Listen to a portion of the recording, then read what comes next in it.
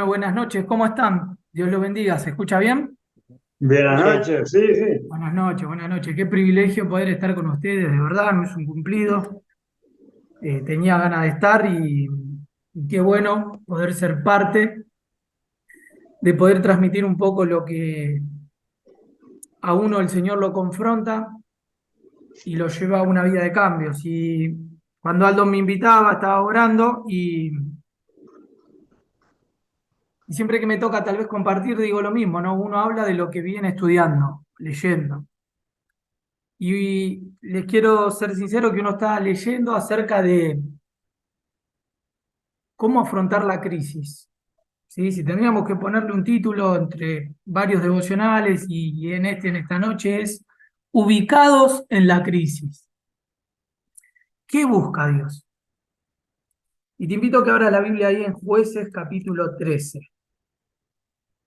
Jueces capítulo 13 y ya te darás cuenta, cuando te digo jueces, ya te ubicás por ahí, y cuando te digo capítulo 13 aún más, porque vamos a ver algunas cualidades en el nazariato, en lo que alegóricamente, pero en el sentido de estas condiciones que Dios le va a pedir al hombre, en este caso Sansón, en un tiempo de crisis.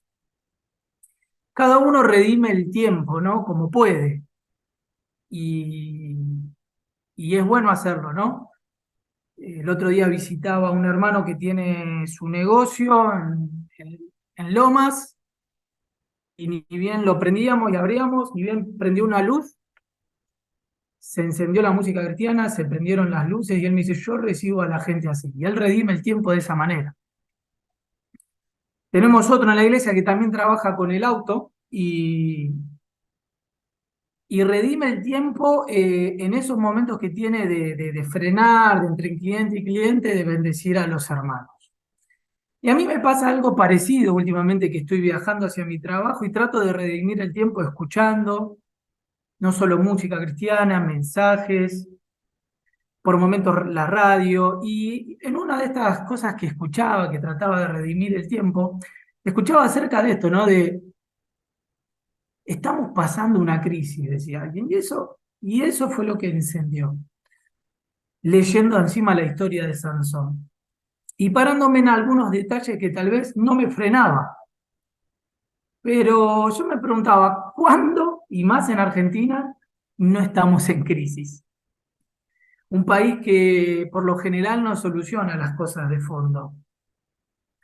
Pero quiero ver en estas cualidades, en este llamamiento de Sansón, ver cómo en un momento de crisis, qué es lo que buscaba Dios de un hombre separado por él. ¿Qué es lo que buscaba Dios del hombre para poder enfrentar la crisis? El problema es que dentro de una crisis, muchas veces nosotros no sabemos cómo ubicarnos. Vamos a leer Jueces capítulo 13. Dice, los hijos de Israel volvieron a hacer lo malo ante los ojos de Jehová. Y Jehová los entregó en mano de los filisteos por 40 años. Y había un hombre de Sora de la tribu de Dan, el cual se llamaba Manoa, y su mujer era estéril, y nunca había tenido hijos. A esta mujer apareció el ángel de Jehová y le dijo, he aquí que tú eres estéril y nunca has tenido hijos, pero concebirás y darás a luz un hijo. Ahora pues no bebas vino, ni sidra, ni comas cosa inmunda. Pues he aquí que concebirás y darás a luz un hijo, y navaja no pasará sobre su cabeza, porque el niño será nazareo a Dios desde su nacimiento. Y miren esto era lo que a mí me llamaba la atención, que tal vez no me percataba. Y él comenzará a salvar a Israel de manos de los filisteos. Él comenzará a salvar a Israel de la mano de los filisteos. Todos sabemos bien que en los tiempos de David, y aun cuando mata al gigante, después vuelven a aparecer otros gigantes y el pueblo por mucho tiempo estuvo combatiendo con los filisteos. Pero en tiempos de crisis, Dios se busca un hombre y busca estas cualidades. Versículos 24 y 25 para finalizar. Y la mujer dio a luz un hijo y le puso por nombre Sansón. Y el niño creció y Jehová lo bendijo. y el espíritu de Jehová comenzó a manifestarse en él, en los campamentos de Dan, entre Sora y Estaol. Y todos conocemos la historia. El capítulo 14 ya empieza con los descensos de la vida de Sansón.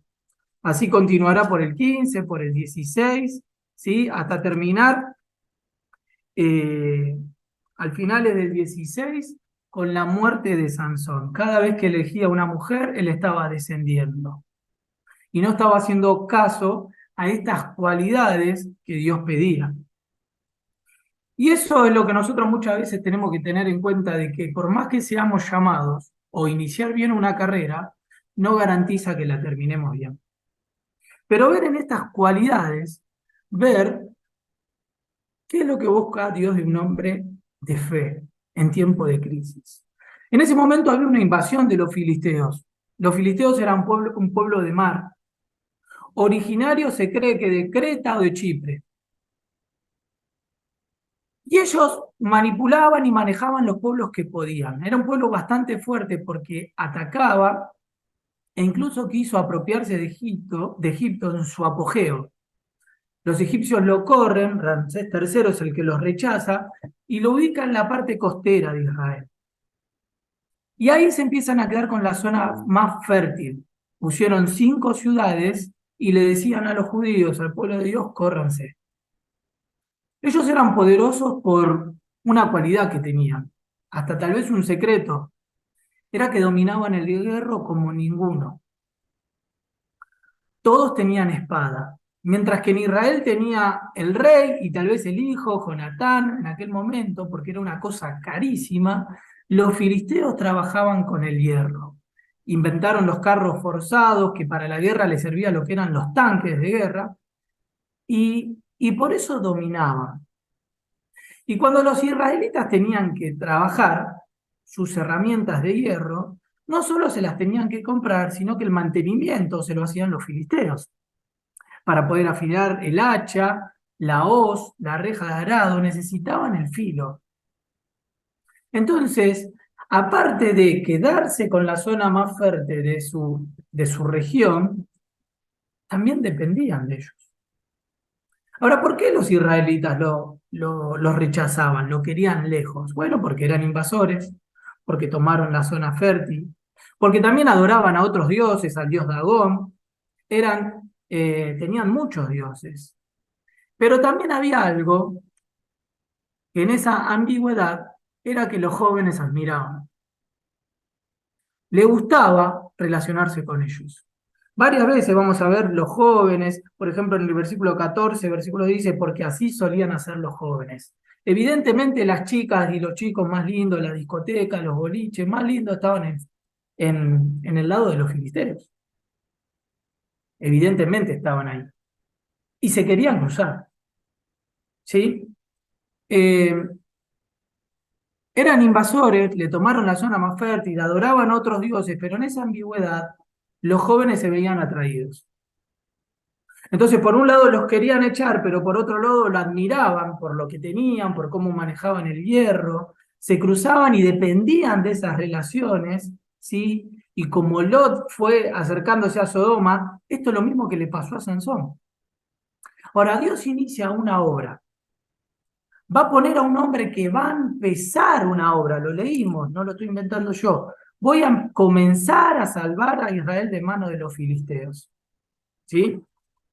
Y Dios se busca una familia y hace un hecho espléndido, un milagro en una mujer estéril. Se busca una familia para que sea instrumento para su obra. Llama a la madre y le da una serie de indicaciones. Y como madre otra vez le dio extrañeza, pero como mujer hebrea, no le generó extrañeza. ¿Por qué? Porque ya sabía de esto del Nazareo, no lo vamos a leer, pero en Números habla de esto. En Números capítulo 6, si lo quieren estudiar. Era un voto temporario donde la persona se dedicaba a Dios por un tiempo o por un motivo determinado. No hay que confundirlo con el nazareno, Nazaret, de donde viene el Señor, Jesús de Nazaret, donde está el dicho popular, ¿puede salir algo bueno de Nazaret? No, el nazareo era otra cosa, era consagrar, separar hacer estas cualidades que pedía Dios por un tiempo determinado. Eran condiciones simbólicas, pero que lo identificaban al hombre de Dios con algo interno. Es un símbolo, como lo es la cena del Señor, como lo es el bautismo, que representa ese símbolo algo y tiene un sentido interno. Un maestro decía de teología que cuando leemos el Antiguo Testamento muchas veces hay que entender que hay condiciones simbólicas y que hay símbolos, que hay que también entender el sentido que hay atrás. Ejemplo, el Cordero. El Cordero de Dios, que en el Antiguo Testamento se hablaba mucho, cuando Juan el Bautista lo empieza a anunciar y viene el Señor, todos lo pudieron identificar, aquí el Cordero de Dios que quita el pecado del mundo, porque era un símbolo. La gente sacrificaba un cordero. Y el Antiguo Testamento dice, la sangre del cordero no puede limpiar. Pero era un símbolo de lo que iba a ser Cristo. El Antiguo Testamento dice que un cordero no puede limpiar los pecados del hombre. Bueno, el voto del Nazareo tenía estas connotaciones porque marcaba a través de este simbolismo 3 condiciones que la persona debía que tener. ¿Cuáles eran? Que no se cortaban el cabello, que se abstenían de tomar vino o bebidas embriagantes y no se acercaban a cuerpo muerto. Cuando aparecen estos nazareos que comienzan desde la niñez y que serán durante toda la vida, ahí aparece un hombre que Dios quiere hacer una gran obra. Por lo menos hay 3. Samuel, separado desde el vientre, ¿sí? Y él sacó al pueblo de la anarquía y ungió el primer y el segundo rey. Y encontró la solución, Dios le dio la solución en la monarquía. Juan el Bautista, que es la transición entre el Antiguo y el Nuevo Testamento, es el que presenta a Cristo, al Mesías esperado. Son personas nazareos desde el nacimiento, y Sansón, separados desde el vientre. Dios los quería poner a estos hombres especiales en lugares y en tiempos especiales, en tiempos de crisis. Y en estas características, brevemente, yo quería ver que en esas características necesarias en tiempos de crisis nos pueden ayudar como guía en estos tiempos de crisis. Sea israelita o cristiano, un hombre de fe. Estas marcas, valga la redundancia, nos tienen que marcar. Y en primer lugar, ¿qué es lo que espera de Dios, del hombre y de la mujer en tiempos de crisis? Primer cualidad, no cortarse el cabello. Vamos a ver hombres y mujeres de identidad. En primer lugar, identidad. En el pueblo hebreo se usaba el pelo corto, ¿sí? Y el nazareato tenía esta identidad, ¿de qué? De dejarse el cabello largo, con la forma que tenía esta melena. Los pueblos se caracterizan y se identifican, si vemos ahí en los arqueólogos frente a un friso, de la manera que cómo se vestían, de cómo tenían el cabello, de qué colores eran, qué costumbres tenían. Te pueden decir de qué nacionalidad y cómo vivían, porque la identidad nos habla mucho, ¿sí? Los pueblos se caracterizaban cómo se vestían y cómo llevaban sus cabellos y demás. Bueno, Dios le va a decir, yo quiero una identidad permanente. Hermanos, entiéndanme, para que me vuelvan a invitar y para que no piensen que estoy aludiendo a que hagamos esto, sino quiero ver en el sentido, en el fondo de estas 3 cualidades. ¿Y qué le estaba diciendo Dios? De los hombres y de este hombre en particular, quiero una identidad permanente. Dios podría haber dicho, bueno, que en el nazareo se ponga una túnica de un color, pero al irse a dormir o al cambiarse, se quitaba esa túnica. Ahora, cuando vos ibas al comercio, a la ciudad y encontrabas al hombre con estas cualidades, te dabas cuenta que era alguien separado por Dios. ¿Sí? Era nazareo. Todos sabían en lo que él estaba, en qué causa él estaba. Ahora, traspolémoslo al día de hoy para ir rápidamente. La característica que tiene que tener un hombre de fe en todas las épocas es tener una clara identidad.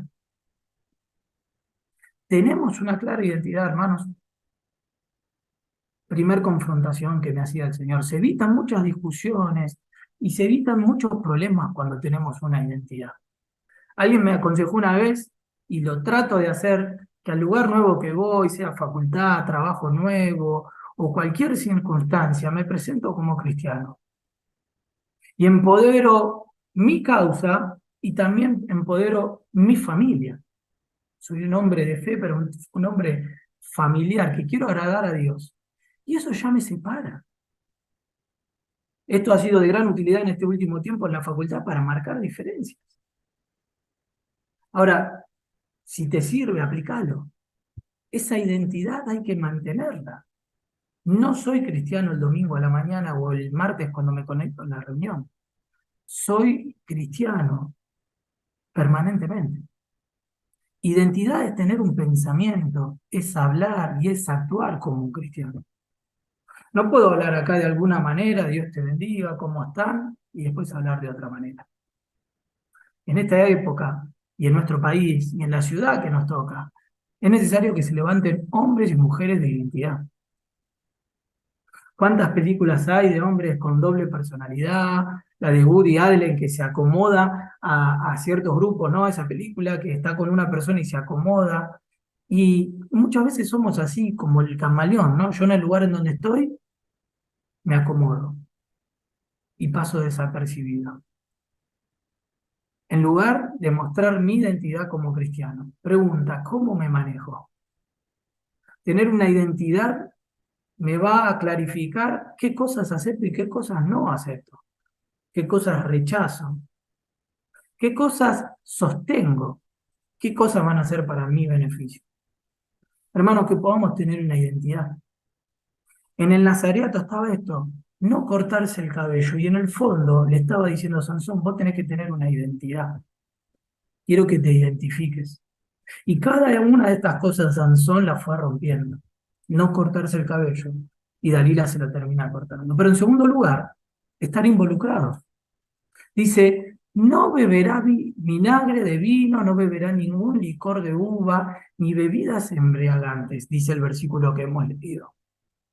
Ahora, ¿qué veo en esto? ¿Qué es lo que el Señor estaba viendo ahí? Hermanos, en otras palabras, involucrados, ahí es ser lúcidos, involucrados con discernimiento. A los sacerdotes de aquel momento lo alejaban de todo aquello que podía fermentar la bebida de graduación alcohólica. ¿Por qué? Porque eso lo podía llevar a un desequilibrio en la persona. Y ese desequilibrio disminuye las reacciones.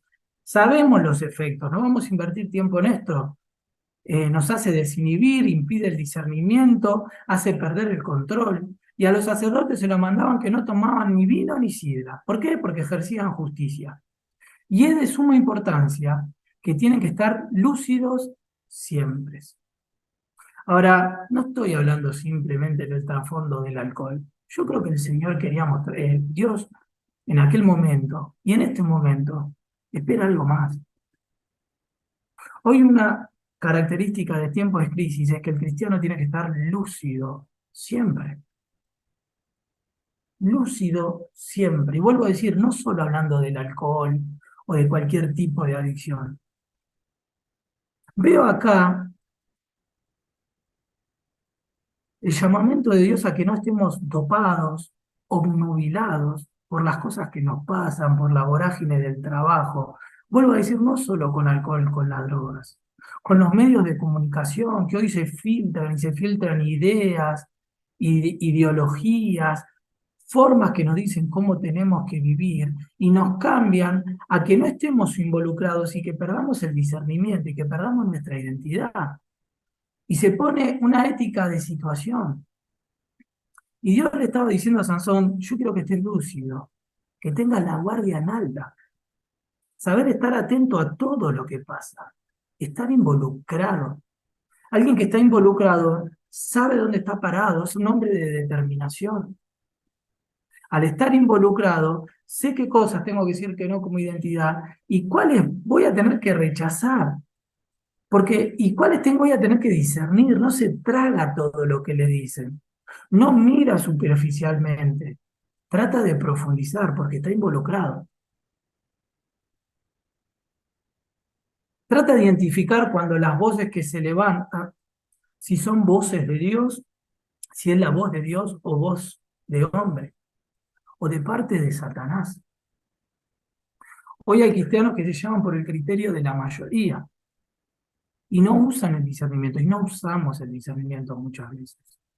Y el pañuelo verde y distintas ideologías se están metiendo dentro de la iglesia. Ahora, no solo lo llevemos a ese extremo. Entendamos que muchas veces estamos obnubilados, distraídos y no estamos involucrados. Y no necesariamente con una bebida o con una adicción, sino que no estamos involucrados porque otras cosas nos hacen estar involucrados en esas cosas que no son de Dios. Y si vamos a hacer lo de Vicente, que vamos donde va la gente, nos va a ir mal. Y Dios dice que hay cosas que le parecen correctas al hombre, que se involucran, que van tras ellas, que invertimos muchísimo tiempo. Hay caminos que al hombre le parecen derechos, pero su fin es la muerte. Jesús tenía un gran discernimiento.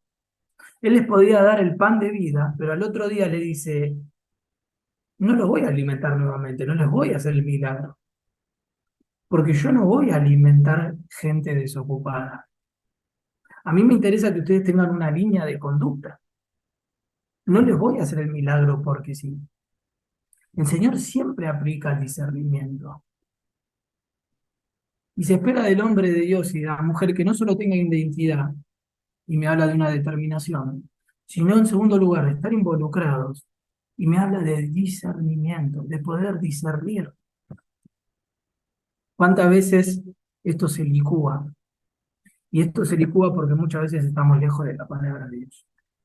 Y esa es la segunda cualidad que espera de un hombre y de una mujer de Dios. Pero en último lugar, ser hombres y mujeres íntegros.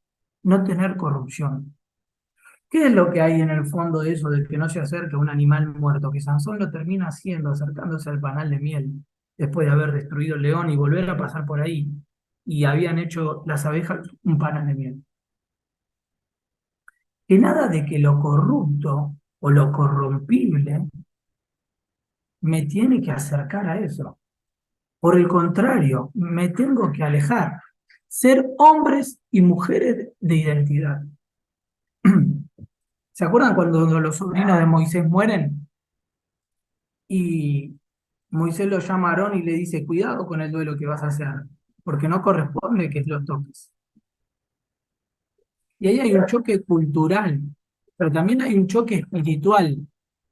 Y en ese choque cultural no es que rechazamos toda la cultura, no, porque hay cosas de la cultura que hoy nos pueden favorecer. Hoy estamos haciendo una reunión virtual porque estamos aprovechando la tecnología para nuestro beneficio y para bien. Pero no que la cultura y lo que echa a perder me acerque a eso. Que podamos responder a la oración de Jesús que dijo, no te pido que lo quites del mundo, sino que lo guardes del mal. No te pido que lo quites del mundo. Me encanta esa oración. Porque el Señor en su oración intercesora con el Padre no estaba pensando en grandes monasterios, que nos encerremos ahí y que sea la iglesia y la ciudad. No, la iglesia en la ciudad. Que podamos responder a esa oración, siendo hombres y mujeres de identidad, siendo hombres y mujeres involucrados, pero con integridad. El Señor dice, santifícalos en tu verdad. Y así como el Padre me envía, yo los envío. ¿Los envío para qué? Para que sean sal, den sabor, que sean luz, que clarifiquen. Pero cuando estamos metidos en la corrupción, estamos tan enfrascados, como alguien decía, o el pecado, o Dios me aleja del pecado, o el pecado me aleja de Dios. Y si Dios nos puso en esta instancia, en estos tiempos de crisis, será por algo, porque quiere que los hombres y mujeres de Dios nos levantemos y vivamos de esta manera, siendo hombres de identidad. No seamos como aquel presidente que dijo, yo tengo mis convicciones, pero si quieren tengo otras. Que seamos hombres que estemos involucrados, pero también hombres y mujeres íntegros. Dios no nos está pidiendo que no vayamos de esta sociedad. Él dice, les doy mi palabra para que sepan cómo deben comportarse. Hay una misión que cumplir, hermanos, como cristianos. A ustedes allá y nosotros acá en Lomas, pero necesitamos estas características que se vean en los hombres y en las mujeres de Dios. Identidad. Pregunta, ¿todos saben quién son? No tu nombre y tu apellido, tu profesión. ¿Saben con quién estás identificado? ¿Tu vecino? ¿Tu compañero del trabajo? ¿Mi compañero del trabajo? En segundo lugar, estar involucrados. ¿Se ve la lucidez en tu vida? ¿En todo lo que haces? ¿O somos hombres y mujeres de altibajo porque no estamos involucrados? Y hoy la moda que aparece nos hace desvirtuar y caernos. Analizamos que si lo que vamos a hacer es peligroso. Y en último lugar, integridad. ¿Estoy lejos de la corrupción o estoy tan adentro que no me doy cuenta? Y soy uno más del montón. Recordemos, no podemos dejar de estar en esta sociedad, pero tenemos que vivir diferente. ¿Qué es lo que busca Dios de nosotros? Que nos convertamos, entiéndame, nazareos espirituales. Ahí, identidad, lo que dijo el Quijote en el libro, yo sé quién soy y lo que quiero ser. Y cuando sabemos quién soy un hijo de Dios. Y de dónde Él nos rescató, sabemos qué es lo que queremos ser. Estar involucrados, estar involucrados. Alguien dijo, hoy ya se murió el criterio, vale lo mismo Jesús que el ladrón. Esto no nos puede pasar a nosotros. Y ser hombres de integridad. No santurrones, íntegros. Se dice de David en la Biblia que fue un hombre íntegro, pero también se dice en la Biblia que fue uno de los hombres que más pecó, y también como nosotros medimos los pecados, fue uno de los que pisó el barro mal. Pero se dice de la Biblia que fue un hombre íntegro, porque él cuando caía, se volvía a levantar, buscaba a Dios y trataba de ir por otro camino. Es mantenerse limpio en una sociedad. ¿Vamos a caer, hermanos? Sí, pero integridad me habla de que hay cosas que no se me pegan fácilmente. Yo quisiera terminar con el Salmo 1, con esto concluir. Perdón si se escuchaba, me vine acá a la parte de adelante y con la ventana abierta se escuchó un poco, pero termino con el Salmo 1 que un poco resume esto. Dice, bienaventurado el varón que no anduvo en consejo de malos. Quiero terminar con esto porque en este Salmo se ven estas tres cualidades. No soy un vendedor de prosperidad. De hecho, es una de las palabras que a veces nos pica cuando la escuchamos. Pero ¿saben cómo termina diciendo el Salmo 1? O por lo menos en una parte, el versículo 3. Y todo lo que hace prosperará. ¿Queremos prosperar en nuestra vida? Ahí hay tres no. Bienaventurado el varón que no anduvo en consejo de malos. ¿Qué podemos ver de eso? Un hombre de discernimiento, involucrado en las cosas de Dios. No anduvo en consejo de malos. Ni estuvo en camino de pecadores. Integridad, lejos de la corrupción, lejos de los caminos pecadores. Y en la ley está su delicia, un hombre de identidad. Está tan identificado que la ley de Dios es su delicia. Y dice, será como un árbol plantado junto a corrientes de agua que da fruto en su tiempo, y su hoja no cae. Y todo lo que hace prosperará. Queremos ser como un árbol plantado. Qué difícil que junto a las corrientes de agua resista. Pero este árbol plantado junto a corrientes de agua está tan bien plantado porque es un árbol que tiene identidad, que está involucrado, ¿sí? Y que es íntegro. En esa analogía que también hace, es la del hombre, que podamos ser hombres que tengan, hombres y mujeres con los ojos bien abiertos, buscando ser hombres y mujeres que en tiempos de crisis sepamos estar bien ubicados. Hermanos, la gente está cansada de la política, la gente está cansada aún de la ciencia que no puede responder, la gente está cansada. Ustedes la ven, no se lo tengo que decir yo. Ustedes andan, somos ciudadanos, viajamos en tren, trabajamos, estudiamos. La gente quiere ver y leer la Biblia en cada uno de nosotros. Por eso que en tiempos de crisis podamos levantarnos con estas cualidades. Tal vez en las tres tengamos que reforzar, en mi caso, seguir trabajando para que podamos ser sal, luz y ser en momentos de crisis en los lugares que nos tocó, ser faros. Acordémonos que empezar bien, o no empezar tan bien, pero en algún momento tomar una decisión y acercarme a Dios no garantiza que termine bien. Que Dios me haya separado con un propósito no significa que si yo no cumplo aquellas cosas que el Señor espera de mí,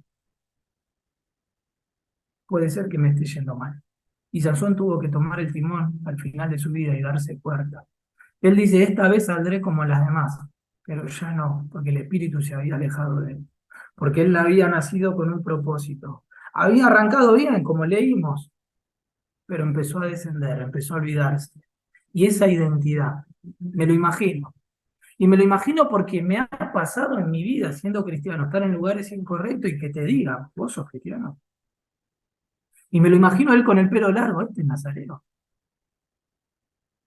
Este, qué vergüenza.